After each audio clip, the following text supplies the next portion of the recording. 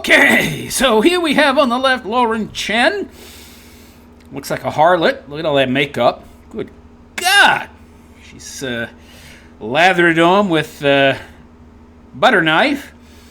And then we have beside her Andrew Wilson, a total and complete moron, who has other people write talking points for him. He doesn't really come up with much in the way of original ideas. He's stolen most of his ideas from people like myself and others, in my opinion. And he presents himself as some kind of guru of philosophy, which he knows very little about, actually. And,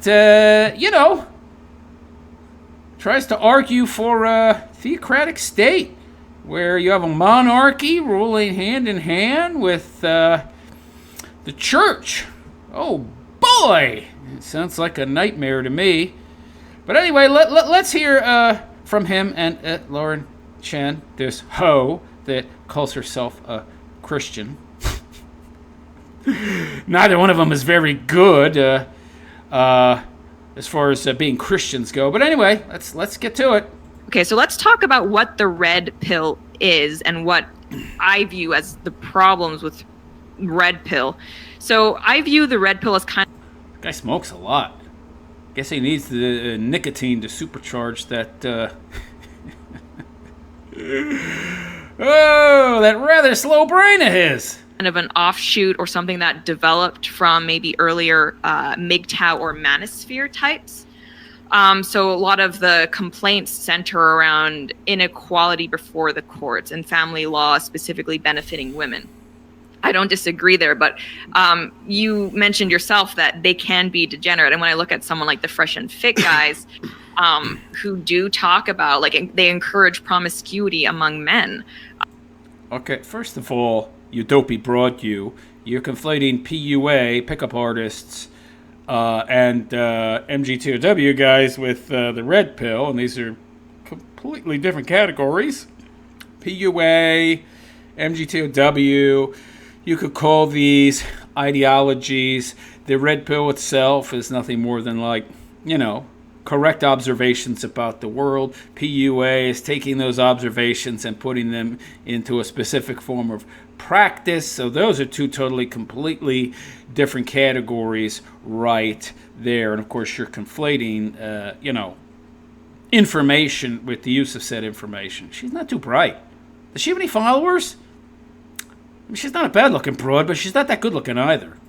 That's not something that I support. Yeah, but again, this is a detailed problem with your worldview. So let me dive right into this as well.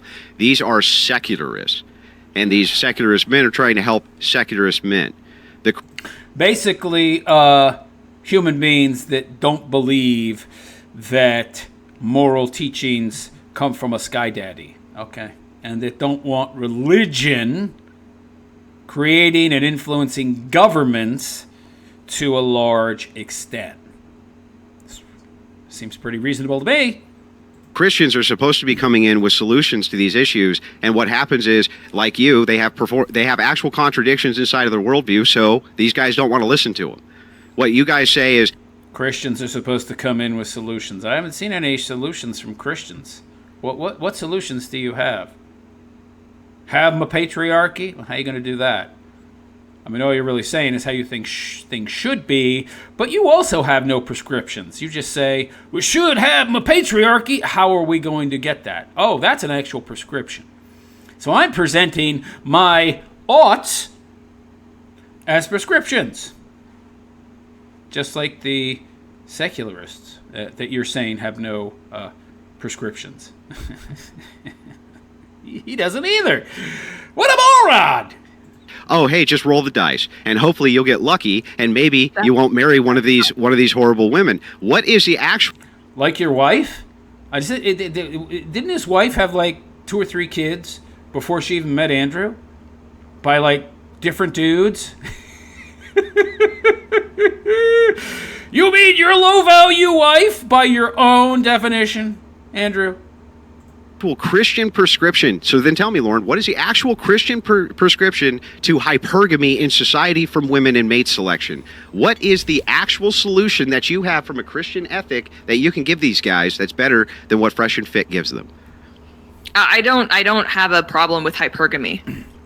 Yeah, that's not my question. My question is, if you believe in monogamy because you're a Christian, but women are not acting in a monogamous way inside society, which they're not, what is the prescription that you're going to give to men? There's not enough women to go around who are virtuous for the virtuous men.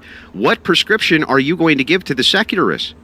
Do you even have one? You don't have one, right? Well, no, I think the solution is to do things like change family court, like absolutely change the law surrounding divorce. These are not solutions. These are just, this is how things ought to be. Both these people are morons, by the way. The prescription would be the how you're going to bring that about. Not just saying, well, men should get a better deal in family court. Okay, I agree. You're saying how things ought to be, but you're not really telling me how you would make those things reality. That would be the prescription. I think a lot of men, even if they are secularists, would feel better going into a marriage if they didn't think that there was such a good chance. And by the way, Andrew Wilson here also has no prescriptions, though he pretends and presents his oughts as prescriptives. They're not. That they absolutely lose everything in the... This is why Andrew Wilson won't talk to people on the right. They tend to be much more intelligent, logical, and reasonable than people on the left, like, amphetamine hyped up destiny. So, yeah. Divorce. And I also think that you say that there's not enough good women to go around. I think that's true. And in my...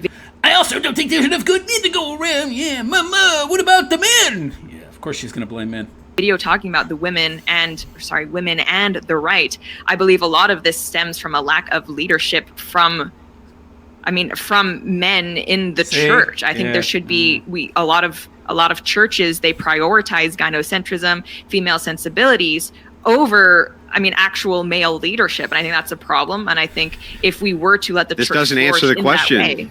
What is the actual prescription that you can...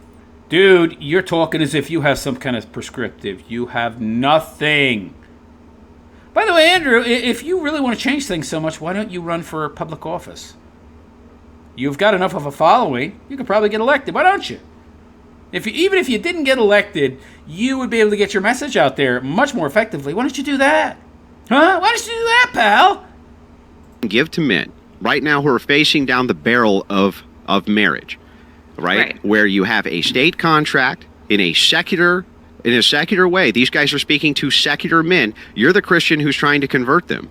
What's the actual prescription that you're going to give these guys when it comes to marriage? What is it, Lauren? Well, I think you pointed out that any prescription when it comes to marriage, if you're talking to a secularist, should be to follow Christ, because anything less than that is not a marriage. Oh, and they go, yeah, but I don't want to do that. What I'm going to do instead is I'm just going to, have sex with a bunch of hot chicks and then never tie myself down with the state. That makes a lot more sense. Except most guys can't have sex with lots of hot chicks, okay? That's just reality. Most guys do not have that option. Can you actually tell me why that's illogical from a secular progressive state? I can't actually think of how it's illogical for a man who's a secularist to say, I don't want to get married in the current sphere. The women are not virtuous. And instead, I'm just going to go out and I'm going to have tons and tons of sex. And that's it. Why is that actually problematic from that stance? Doesn't it seem like it's good advice for Fresh and... If your problem with women is that too many of them have slept around, etc., then I don't think you need to be a Christian to recognize that by continuing to sleep with these women, you are exacerbating the problem, unless you... Wait. Why don't you say the same thing about the men, then? That the women sleeping with the men is exacerbating the problem with men. Now, it only goes one way, right? One gender affecting the other in a negative way. The men are exacerbating the problem by sleeping with the women who are just offering themselves up and essentially objectifying themselves. And that's on the men. See, I told you, she's just going to blame the men. Nope, that unless would you're be gay and contrary you're to only sleeping with hypergamy. men. Hypergamy is actually stating the opposite within the red pill thought process. They're actually stating the opposite, that most men cannot sleep with X amount of women. Most of them cannot. Most women can sleep with whatever guy they want. Most guys cannot sleep with whatever woman they want. So it would actually be the opposite within their sphere. So they're telling men, actually, you're probably not going to be able to do this thing. Yeah, Lauren's talking about the top 5% of dudes who she also chases and then conflates with the other 85% now that she's damaged goods. However, here's self-improvement you can do which would improve your chances of mate selection and things like this. From a secular standpoint, how in the world could they possibly be wrong? What are you offering? This is the question. What are you offering from the Christian church, from the Christian perspective, to combat these ideas, Lauren? What are you actually showing them? Well, once more, you talk about the fact that, well, they're offering self-improvement so that men can improve their chances for mate selection. I will maintain, if you are a man who believes that promiscuity amongst women, sleeping with men who they are not married to, is a problem, you cannot engage in that same behavior. Sure I can, because men and women are not the same. What are you talking about? So, see, she's just a feminist. She thinks men and women are equal, the same. She's giving herself away here. Well, if you're a man, you shouldn't be doing what the women are doing, and then you castigate the woman. But men and women are different. What do you think about career women choosing work and profession over family and children? Well, I think that men's and women's should have the exact same opportunities, and they should go out there and participate in the world as if they were the same. Because I believe in blank slate theory, don't you know? Everything's just a social construction. Says she's just a feminist. Playing a pick me. Look, I'm a Christian woman. Yeah, this is all performative for her. She keeps giving herself away. While complaining about the problem, you are exacerbating the problem. Yeah, but most of those men are not exacerbating the problem. Yeah, because most men don't have the option to just go out there and sleep around. Again, sweetheart, you're showing what a hoe you are, and that you fall in the same trap as most Western women with your characteristic conflation, compositional fallacy, where you essentially conflate the top 5% with all men because those are the only ones you chase. And then say, oh, men this, oh, men that, because those are the only men that you've actually had dealings with. The other 80% are invisible to you. This is not a male problem. This would be a woman problem when it comes to hypergamy. If most of the women are sleeping with a select few men, how's that a man's issue? That would be a woman's issue. And again, you still have not answered the question from the church, from the Christian perspective. What would you do to solve that? See, she can't help herself. She can't help but try and defend the sisterhood, the majority of women, and try to blame the majority of men, and shift blame, shift responsibility. Of course. Well, I think what we need to do to solve that is when it comes to things like, sex outside of wedlock, as a church, we have fault, like the Christian church has failed in enforcing those moral standards. I mean, and it's true. How many, if you think about like church singles groups, or even just general services, how many of them? By the way, we don't need anything in place like the church having some kind of ability to impose sanctions or consequences. This all used to work just fine with social stigma. It worked very well. Women are extremely concerned about what society, what community, what the collective thinks about them. So we don't need the church having laws that outlaw this, outlaw that, stone this person, burn that person. Now we've been there, done that. I don't want to return to that. Talk about something like sex within marriage specifically. It's not a popular concept. It's not something that I think a lot of church leaders, quote, think is a winning topic But because of that, even amongst people within the church, like that's a problem. The That's absolutely no, okay. Well, here I'll give you this solution because that's a non-solution. That's just literally prattle. You didn't say anything. Here's the actual solution. I'll let you continue. But go ahead. What I've said there is that the church should absolutely be pushing to enforce those moral standards. How? I mean, first of all, most people ain't going to church on Sundays. And even if they were, aren't a lot of these church Protestant? Don't a lot of these Protestant denominations have, like, female preachers and all that crap, and LGBTQ, female, lesbian bishops and other weird stuff? I don't know how effective that's going to be, because they're not going to... They got to teach the opposite of what you're saying, Lauren. By the way, again, this is not a prescription that she's giving. Teaching those moral standards. Which church?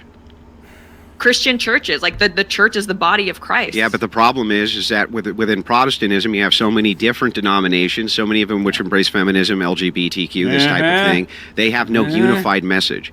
Only the traditional churches, Orthodoxy and Catholicism, do. Which I'm a member of, and I'm super ultra... based. I became an Orthodox Christian to grift more effectively. That's it. That's why the Muslims have become so popular where they're at when they're pushing traditional values. That's the reason why. So I can tell you how you can actually make a lifeline to these guys if you actually want to bring them over to your side. If you really want to understand how you can fix this problem. You fix the problem with a move to patriarchy. That's the thing red pillars will embrace. That's not a prescription. I don't see. I told you he's a moron. That's not a prescription. How? How is the prescription? How are you going to do it? Can you get more granular? No. I just tell people what they want to hear so they donate more money to me. I just tells the menses what's they wants to hises, so they give me the super chatses. Yeah, okay, pal, whatever. Yeah. A move to patriarchal systems. That's what Christianity can offer to the secularists, which bring them over to our side. A move to patriarchy. Because absent patriarchy, what has happened... Churches need to embrace that. Yeah, but they have no ecclesiastical authority. Because there's no ecclesiology, they can't do it. Protestant churches can't do it. They don't have the necessary ecclesiology in order to move into a patriarchal system. They don't. Neither do you.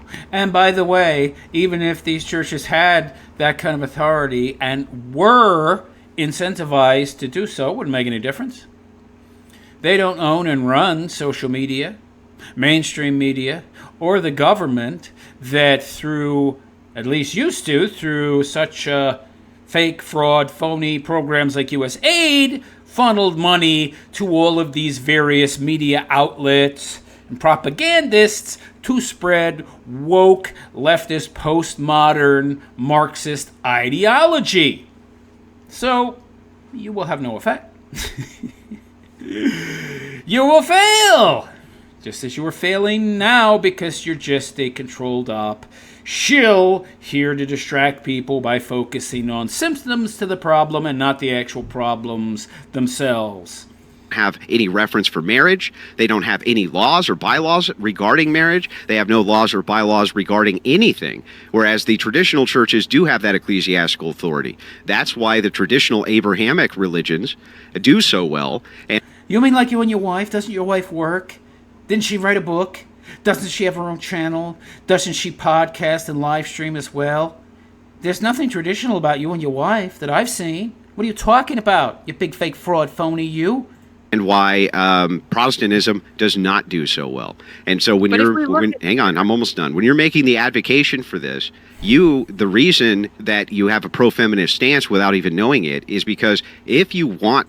Because she's lacking in self-awareness, like most people today, not just women. To solve the problem on the red pill side and the Christ pill side, the one unifier that you have is a patriarchy, patriarchal systems.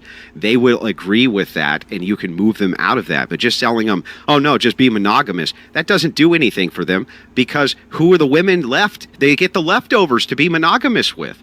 That's what they get. All right, well, I mean... when it comes to things like divorce within the Catholic Church, at least if we're going with nominal Catholics, it is still high, unfortunately. Depends on the country. That's one. Yeah, and there's influencers which happen inside of Western nations, especially due to feminism. In Orthodoxy, the rates are very, very, very low. Also, how low? Notice he stopped himself before he said much lower. He's not giving us an actual metric. How much lower? I doubt it's all that much lower. Is it half? Probably not even half. I mean, I don't know what you're talking about here. The incentives are there to get divorced. Now you're saying that Orthodoxy is much, much lower. Yeah, there's far fewer people that are Orthodox Christians also. So we would need to do a per capita analysis. I bet if we did, we'd find that they were pretty similar. I'd have no doubt they're lower among Orthodoxy, but are they low enough to justify some kind of switch over to monarchical Christian theocracy where you have a church and a noble class ruling us, which is what this idiot moron actually wants. I should say what he's being paid to spread the narrative, the messaging, the acceptance for. Orthodoxy offers the ecclesiastical authority and the requisite to get married outside of the state. It's not a requirement because these are sacraments. These are messages.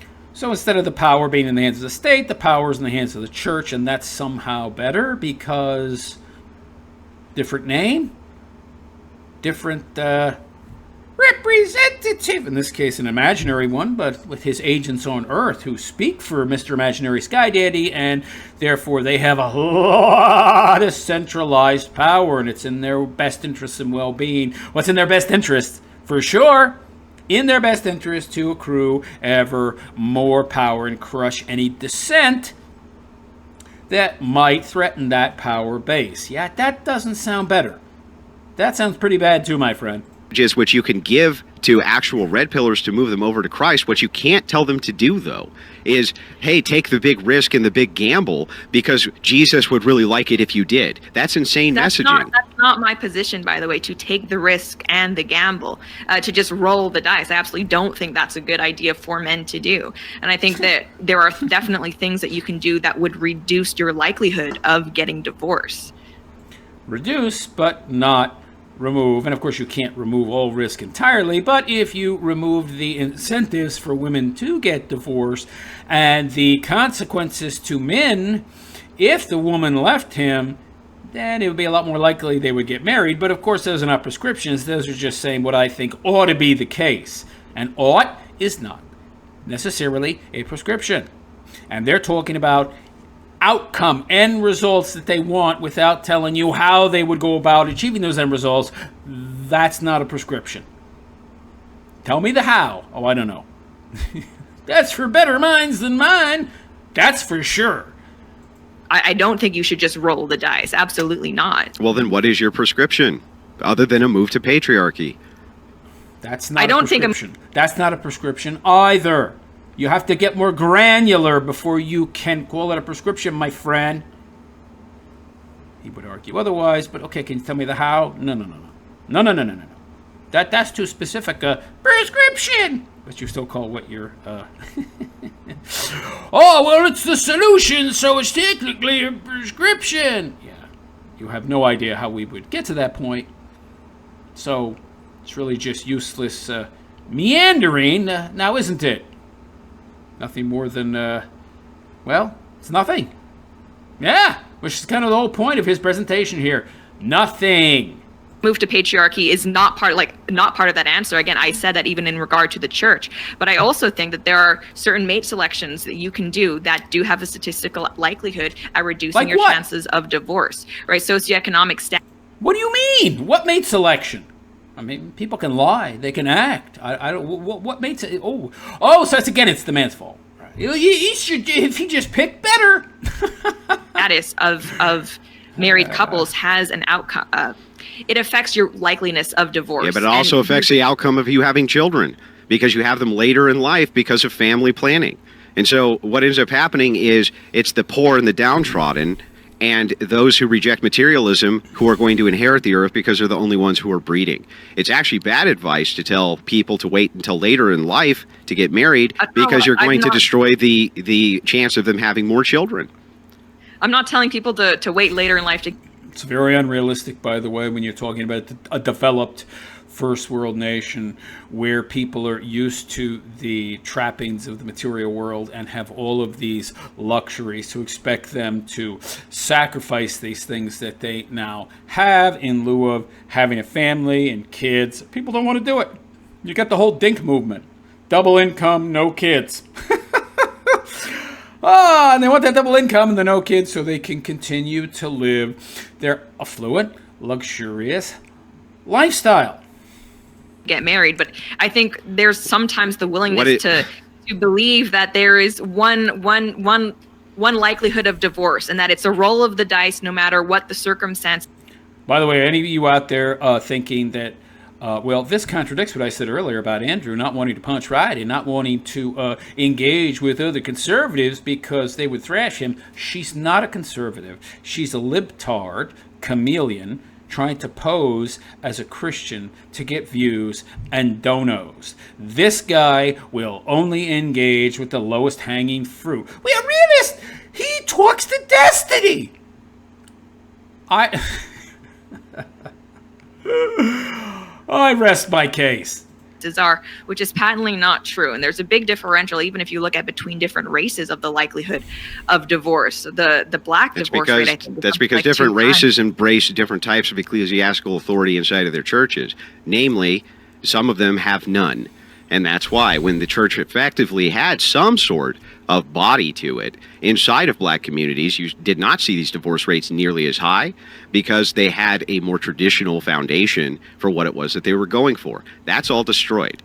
But when you're talking about the entailment of what you just said, though, of, hey, your likelihood for divorce drastically is going to reduce if you have, these different socioeconomic statuses. An entailment of that is going to be that they wait till later to get married. That, in turn, is going to cause us to have less children, which exacerbates the birth rate crisis. These, again, not a great position.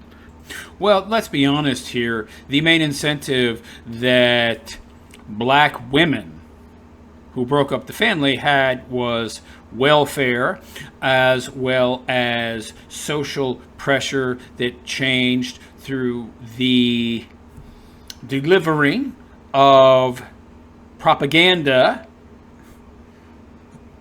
basically euphemism, telling them that they need no man, they're oppressed, media, magazines, books, the lamestream, legacy media, TV, all spreading lies, but messages contrary to marriage, contrary to tradition, postmodern messaging that essentially played to a woman's want, need, desire to fit in and be part of the social collective, which is a very strong drive in women. And that's what the powers that be played to.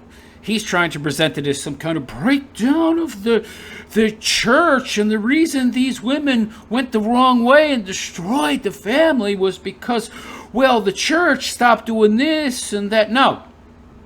It was because of contrary messaging. That's it. Delivered by government, delivered by academia, delivered by the media.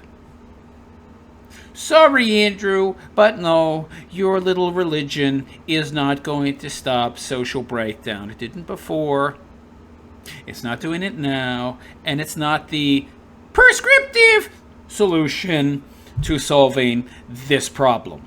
Sorry, buddy. But hey, you're getting paid to spread that message, so keep on doing it. Well, the thing is, when people look at the likelihood of divorce dropping, we're basically talking about IQ here, and bell curve talks about this. Your likelihood of getting divorced is greatly higher if your IQ is lower, and socioeconomic status is kind of like it represents that. And so, if you are a man, socioeconomic status. Well, okay, first of all, low IQ. Look, aren't most of the broad, okay, necessarily, so having a college degree in A does not necessarily mean you're intelligent. But the vast majority of women that get divorces have at least a 4-year degree. They're all college graduates. In fact, isn't it something like 90% if a woman is a college graduate, she's like a 90% chance of getting divorced or something? Some crazy number. I wouldn't guess all those women are morons. I mean, I'm sure some of them are, but so if they're stupid, they're more likely to get divorced as women. Maybe, but what's your evidence for that? I mean, wouldn't you need an IQ study of everybody that gets divorced, or at least some kind of sample size in the thousands, and look at women who have gotten divorced, and then compare them to thousands of women who have stayed married, and not just stayed married, but stayed married for a significant amount of time, and then compare their IQs with the women that stayed married, necessarily score higher? Maybe, but I mean, maybe not. I don't know. So a lot of smart women do get divorces. See, this is the thing about ideology, okay? If there's no counter messaging, oh, that's what they're saying. Oh, well, he's saying, oh, well, the counter messaging would come from religion. Yeah, but we don't want religion having that kind of power. Well, then the government has that kind of power, and then they're going to teach anti-religious woke propaganda. Okay. And the stupid people fall for that. Well, also stupid people fall for Sky Daddy. So I think it's about incentives. I mean, I think you're just as likely for a smart person to say, oh, he's a pain in the butt. If I leave him, I'll get X, Y, and Z. I'll get the house. I'll get the car. I'll get half his 401k. I'll get this. I'll get that. Okay, I'll leave him. I'm not so sure that the problem is IQ, sweetheart. Certainly not the majority of it, I don't think. I think it has to do with learning the proper values and virtues as you're growing up. So, to a certain extent, Andrew's not wrong in that we become too materialistic, but that's a messaging problem. Now, he's saying that the church is the answer. I'm saying, no. No. We don't want to give the church that kind of power. We don't. Trust me. We've seen what happens when we give the church power. It doesn't go well. Or too much power anyway. There's a reason they lost most of their power, because of the extreme amounts of power they had in the past and how they misused it, and the amount of resentment this created, which then pushed people to go in the exact opposite direction, which is kind of why we're at where we are now. So, the church created most of the problems we have now by pushing people in the opposite direction. And now we've got idiots like Andrew saying, hey, well, the church is the answer, even though the church, to a large extent, created the very problems we're dealing with now. So the cause is the solution. Great. Brilliant, Andrew. Absolutely trying to find a woman who is not low IQ, therefore has better impulse control. It is going to reduce your likelihood of getting a divorce. Now, does that... wrong. What do you think? That getting a divorce is like pulling the trigger on a gun? Oh, well, it's impulse control. No, it's not. Impulse control is an in-the-moment thing, you dummy. Divorces take months, sometimes years. What the hell is she talking about? She's a moron. You're a moron, Lauren Chen, which is why Andrew's talking to her. There's no challenge there. That simultaneously mean that you have to wait until you're 30 to get married and maybe 35 to have kids? No, I think those are two different things. The high IQ people are not having children. Yeah, which is a problem, and I want them to have children. Yeah, but if you want them to have children, then you have to embrace patriarchy, because we want the smart mothers to stay at home and raise their children. We don't want them in the workforce literally frying their brains on behalf of their boss. We want the really high IQ women. We want the really high IQ women at home raising children. But really high IQ people tend to make gobs of money, or do very well anyway. And as we've seen from the Dink movement, when you pursue that kind of lifestyle, which women are doing because of the very messaging they're getting from academia, from media, from the government, you go girl, slay queen, the powers that be are pushing this because, they want women in the workforce. Because women in the workforce means wages get cut in half, and yet you pay, twice as much tax. So so people are kept poor, so the people who are in power don't have competitions from up-and-coming possible entrepreneurs, because nobody can save enough money to start any business that could compete with them. But at the same time, you've doubled the amount of people paying taxes. Great, good, great. But these people value materialism, and they've spent their whole lives going on vacations and having new iPhones every year. And yeah, these people aren't having kids because they don't want to give any of that stuff up. What's your prescription to get them to do that, Andrew?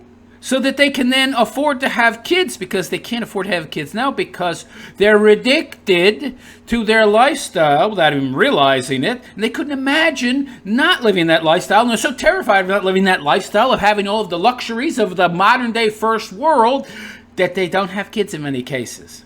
What's your prescription for that? To fix that problem, Andrew? No, I don't get that granular. I just tell dudes what they want to hear. So they'll donate to me. Because most people are morons, and I play on that. To make the next generation of high IQ children. Otherwise, they're wasted. They're wasted in the marketplace. Move to patriarchy is the only answer to this. That's the only way that this can actually be done in a structured way. You can't incentivize them with money. There's no way to incentivize people with money to have children. The poorest among us are the ones who have the children now. So financial incentives are not going to work for this. I've long said the idea that the Okay, so again, it's not just the money, it is the addiction to the lifestyle, to the freedom and liberation that they feel they have. It's an addiction to the hedonism and the materialism, not only of things they possess, but the way that they live their lives that they don't want to sacrifice. So more money, you're right, will not solve that, because it's not just about material things. It's also about lifestyle and how they live that life. Reason why women... I thought this guy said he was a philosopher. You're not a philosopher, Andrew. You're a moron. Aren't having children is because of cost is ridiculous. And it's not just the poor in this country who have more children than the rich, but also if we look at a global scale, the places where there's the least economic development, they tend to have the most. It is absolutely a choice that people are making. Sure. Yeah, they don't have the materialism and the addiction to the liberated lifestyle, i.e. the decadence that we have here in the West. So they have kids instead. Yeah, okay? And tell me some more about is's instead of oughts, which takes more intelligence, and which takes the most intelligence is the how that is required to reach those oughts, which neither of these people are able to give. Now, does that simultaneously mean that I don't think concerns over affordability are, we shouldn't talk about them? No, but I don't think that is the core issue of why that's a people materialist position. It's a materialist position. You having a family should not have anything to do with materialism. Okay, now that's not true. So, yeah, just, have kids even if you can't afford to have them, right? Because it'll then motivate you to have them. This guy. Wow. I mean, it's either one extreme or the other. False dichotomy after false dichotomy. Isn't there a middle ground? Oh, no. I am a creature of extremes and absolutes. Should have to do with the relationship and the sacrament between yourself and Jesus Christ and the submission of your wife to your patriarchal authority. And if you do what's right, what God tells us used to do, He provides us that bread for you. I don't think so. And your ability to raise children, even in meager settings. Some of the best people come out of the worst poverty situations. Oh my God, correlation does not equal causation, you idiot. Just because some of the most, by the way, some productive, exemplary people will come out of poor conditions, that doesn't mean that they're exemplary because they came out of those poor positions. Okay? I don't... and there are some arguments you could make. Well, because they grow up with so little, they need to improvise and adapt and overcome, and this sets them up for more success later on in life. Okay, we could talk about that. You could maybe make some arguments in that regard. But, again, Andrew, you should know better than to argue that correlation equals causation. It's not a bar for having a family. The messaging that can come from Christianity only can cross this threshold and Rubicon with the red pill if we have an embrace of patriarchy. That's it. You mean logic and reason, which would logically dictate that you should be considering resources before you have kids. See, the actual problem is, again, people don't want to sacrifice the materialistic lifestyle, the fun, the party, the freedom, the so-called liberation that they become so accustomed to. Okay? It's the only way. I still haven't actually heard any descriptors of the red pill that you disagree with. What are they? Well, I told you it's the push for the promiscuity, because we also have an overlap. The red pill doesn't push for anything. The red pill is just observations about reality that are, for the most part, true. It's just, oh, that's how things are. Oh, that's generally true. It's not pushing for anything, you idiot. It's observing things.